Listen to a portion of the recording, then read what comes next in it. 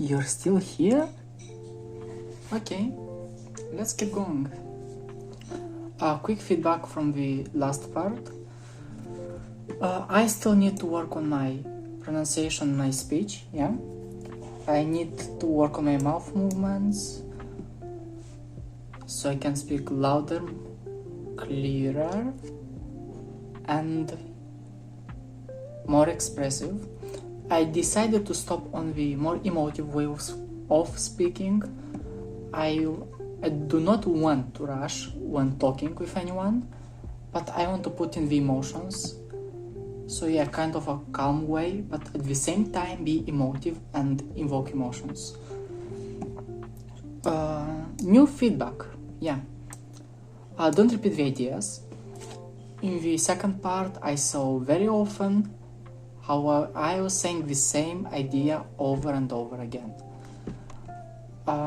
Also, 1 or 2 weeks ago, I went to the debates. It was very fun, cool, fun and stuff. And I also proceeded to talk there a little bit. And we also got personal feedback from a third person, yeah? I decided to also note that since a lot of these points from their feedback, I can put them into this series. Not all of them are applicable, valid for this context, but some of them are actually useful.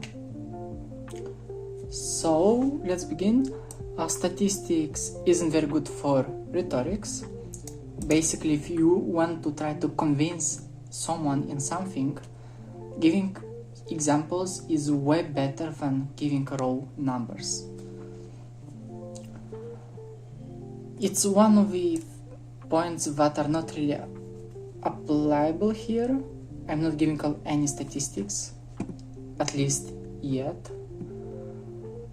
Another point which I really like, create a logic and hypothetical examples. So whenever you have an argument, you need examples. The examples you are providing do not necessarily have to be from real life. You can create the situations and a hypothetical example, something that's plausible, something that can totally happen, yet you have not seen it with your own eyes. And based on that example, you can create your logic, you can prove your argument or disprove it, and you can make some sort of narrating line. And this helps to think about exceptional situations. Exceptional situations means, here's my logic, I'm following it, that's what I think happens. But there are examples, there are specific cases where this does not happen. And by thinking about exceptional situations, you are saying, here's my logic, here is where it doesn't work. And you are analyzing where it doesn't work. And always creating the narration line, giving hypothetical examples, creating exceptional situations has one purpose. It's to go deeper in the subject by using examples. All these examples are a tool to help you go deeper into the subject, analyze it, understand it. Oops. I forgot to delete the last video from my phone and it ran out of storage right now. By my own logic and rule, I should start all over again, but considering I do not want to lose the flow, and also I didn't even start with the word of the day, I think it can be acceptable one time to just continue the recording. I'll try to avoid I will try to avoid these situations in the future completely, but as of now I do not think this is a problem. I really just do not want to lose the flow. Yeah, so all these examples were helping you go deeper into this subject. You understand, you develop your idea. It stops being a plain idea. You can see your idea evolving in space and time, in the sense that it's not just a straight idea, we have this, and I think like that. You add a bunch of ifs and you diversify your idea so it can actually fit more situations, more people, and different points of view. And my last 2 points my last 2 points are really useful, really concise, simple. Be convincing. Try to be confident about what you are saying. And body positioning, posture. It's not just my posture, it's also my positioning relative to the listener. Okay, that's it. I don't think I need to do any more feedback. Yeah, I got all I wanted. The same feedback from the previous video, it persists here. I want to improve even more in these areas, so yeah. The old word of the day. It is minority.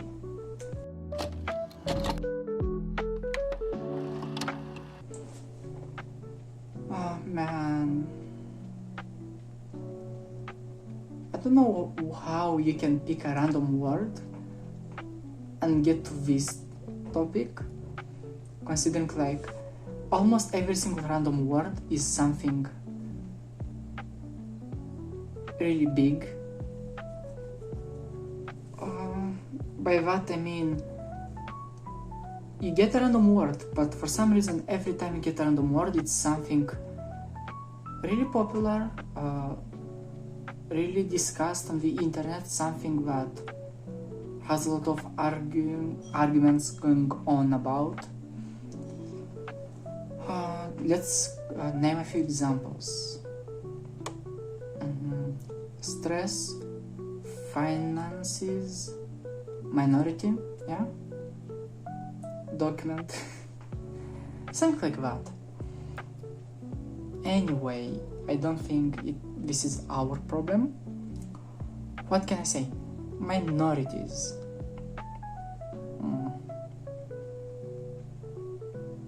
I think I wanna talk about the society. We have our big society, yeah? And we have the minority. These are the groups which differ from the major ones. Very often we also become outcasts, or we have this process called segregation, when a big group formed of a bunch of small different groups. Let's start from beginning. We have a big group formed from a bunch of small different groups, and segregation is when these small groups, they do not mix, they stay separated, which means you have groups inside your big group, they do not interact, they're pretty much independent, and that can stop the development, the progress of the major group. Besides that, the minority also implies there is a majority. And the thing about the majority is that they always, I cannot say always, but as a rule of thumb, they do get the control. The idea of democracy is that the majority is right. There are different variations of democracy, But one of the variations is that the majority is right. This leads to the fact that minority doesn't matter. The majority makes the decisions, the minority cannot comply against it.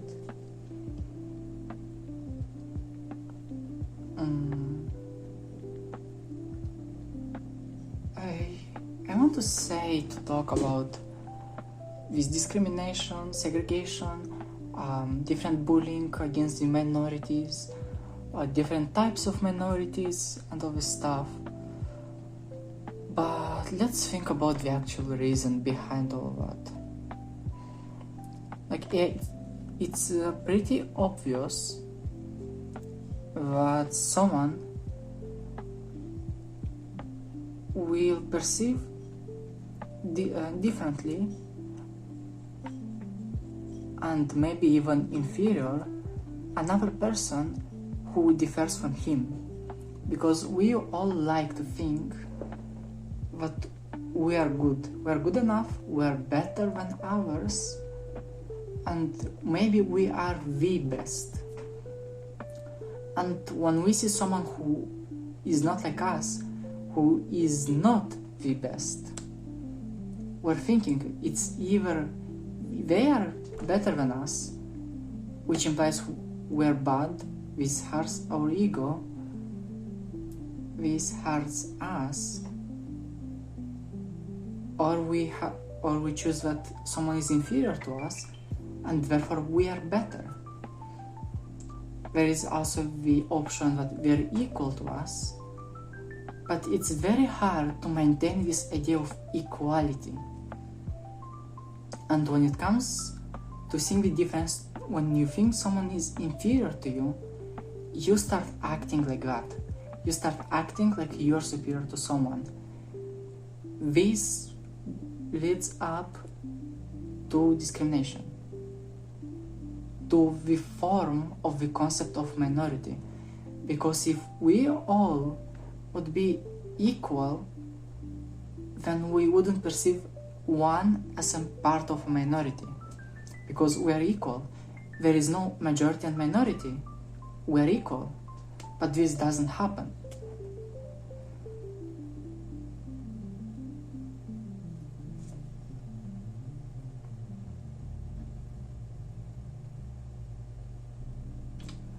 It's really sad how just because someone is different, we come to think he has to be either better or worse than us, although a difference in quantity doesn't mean a difference in quality, something like that.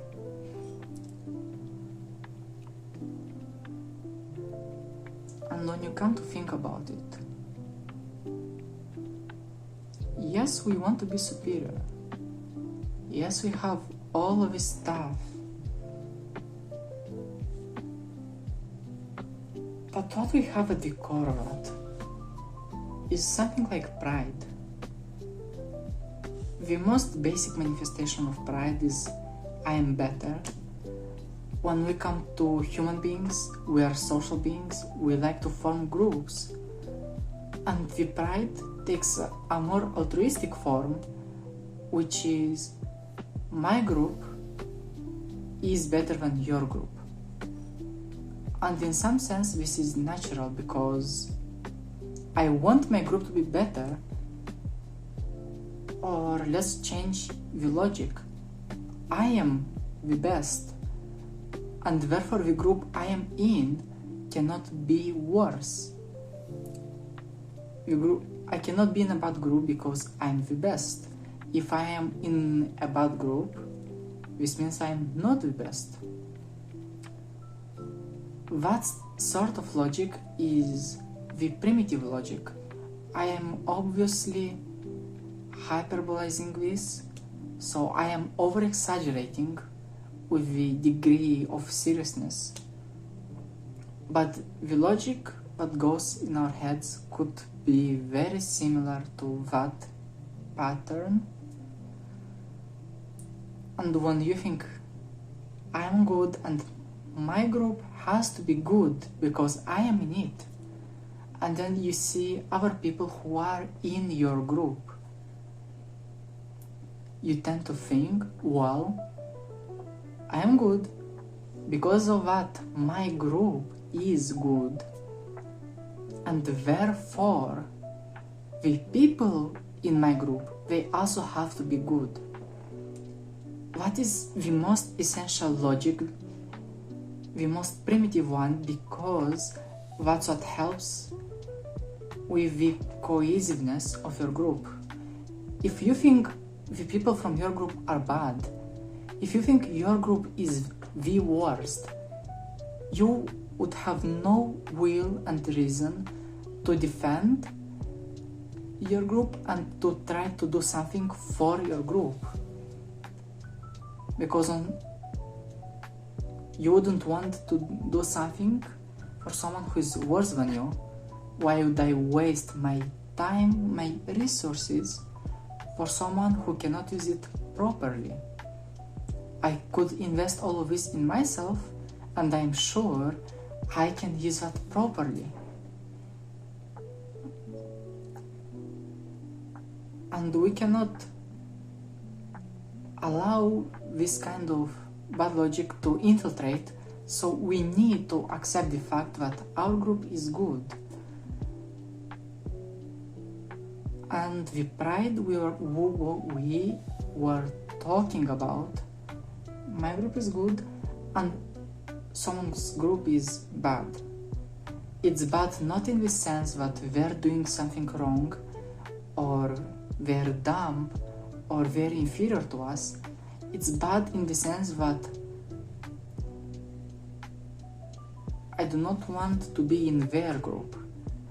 I do genuinely think that they all should join our group.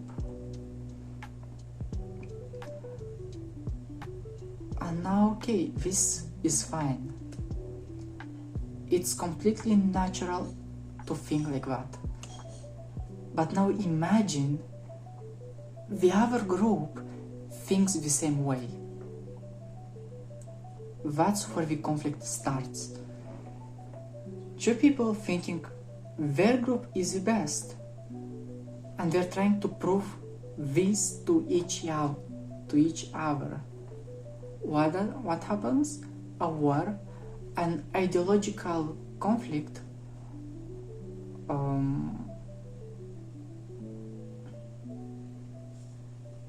what else? A revolution, protestations, segregation, discrimination, bullying, and we could keep going with this list, I think.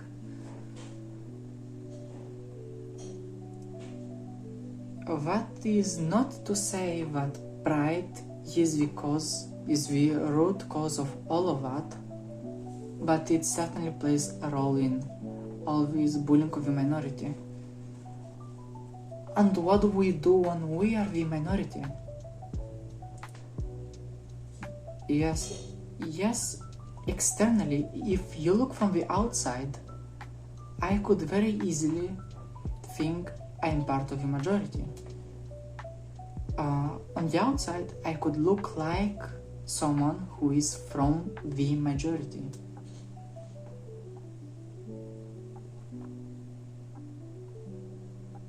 But in some group of interests, in some smaller groups of a big one, I could actually be the minority. Let's take, for example, a programming class. Everyone's an adult, everyone's a majority, and then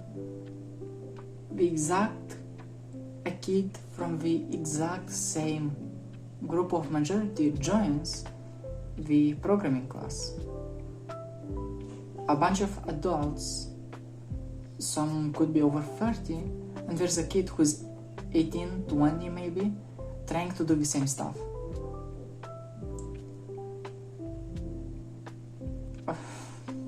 This is a really bad example, but I hope you get the idea of how even the majority can have its own minorities. And essentially, if we come to break down all the structures, there will be some minorities in all of them.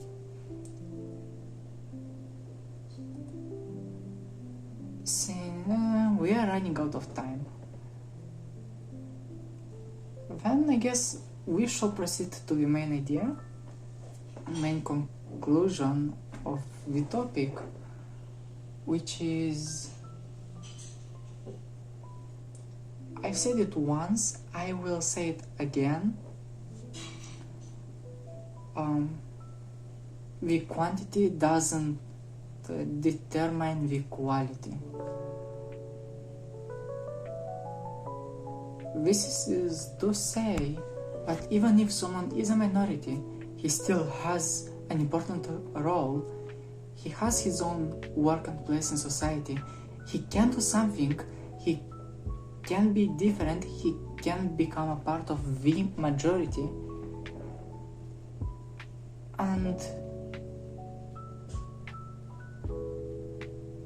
in reality, the minority and majority are some kind of limitations, restrictions, which we humans made on our own, and in reality we are all the same in the way that everyone is different. It's very hard for two different persons to completely understand each other, but suddenly when the second person has less things in common with you, although you still do not understand him, you think of him as a minority because there are some visible differences.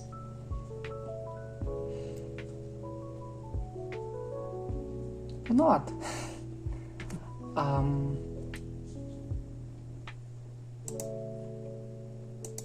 I'm fine. The time has finished. I have said all I wanted. I did feel different this time. I did feel different because I was talking more freely, more open, more controlled. I hope there are some improvements. And yeah, bye.